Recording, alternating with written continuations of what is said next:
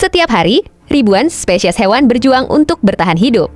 Ada yang populasinya masih melimpah, ada yang terus menurun. Bahkan ada yang hanya tersisa puluhan ekor di alam liar.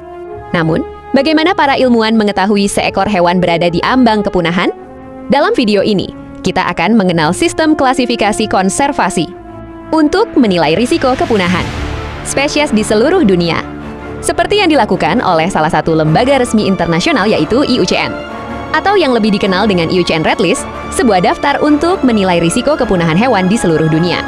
Hari ini kita akan membahas istilah-istilah yang digunakan mulai dari LC hingga X.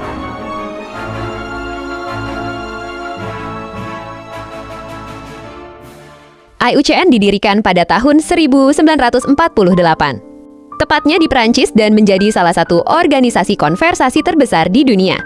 Hingga saat ini, bekerja sama dengan ribuan ahli tentang alam dan hewan. Berikut kategori Red List IUCN atau kategori status konservasi IUCN.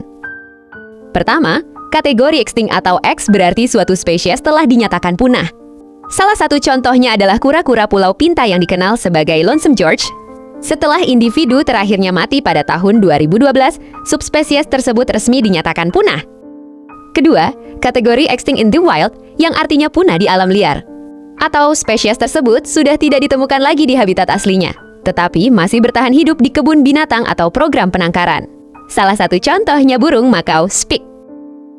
2. Kategori critical endanger atau sangat terancam punah dan kritis. Hal ini menunjukkan spesies yang menghadapi risiko kepunahan sangat tinggi dalam waktu dekat. Ironisnya, ratusan jenis hewan ada dalam kategori ini. Beberapa contoh kecilnya adalah harimau Sumatera, orangutan, vaquita, dan Amur leopard. 4. Endanger atau genting secara tidak langsung berarti spesies menghadapi risiko kepunahan yang sangat tinggi jika ancaman terhadapnya terus berlanjut. Di Indonesia saja ada puluhan atau bahkan ratusan yang masuk kategori ini, diantaranya komodo dan elang Jawa. 5. Kategori rentan, yang artinya ratusan spesies mulai menghadapi risiko kepunahan di alam liar dalam jangka menengah, meskipun kondisinya belum sekritis kategori sebelumnya. Salah satu contoh kecil diantaranya beruang kutub, burung kasuari, dan penyu belimbing. Near threatened atau hampir terancam, dengan kata lain spesies yang saat ini belum memenuhi syarat sebagai terancam punah, tetapi kondisinya mendekati batas atau dalam waktu dekat jika perlindungan tidak dilakukan.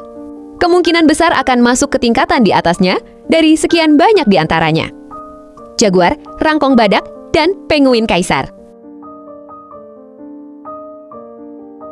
Kategori least concern atau resiko rendah. Kategori ini umumnya diberikan kepada spesies yang populasinya masih stabil dan belum menghadapi ancaman kepunahan yang berarti, dan sebagian kecil contohnya adalah rubah merah, kapibara, dan rakun. Kesimpulannya, status konservasi bukan sekedar singkatan, melainkan pengingat bahwa setiap spesies memiliki peran penting di alam. Memahami arti setiap kategori IUCN adalah langkah kecil untuk lebih peduli terhadap kelestarian satwa di bumi. Jika kamu menyukai dokumenter satwa liar seperti ini, jangan lupa like, subscribe, dan aktifkan lonceng notifikasi agar tidak ketinggalan video edukasi alam berikutnya. Terima kasih sudah menonton, sampai jumpa di dokumenter selanjutnya.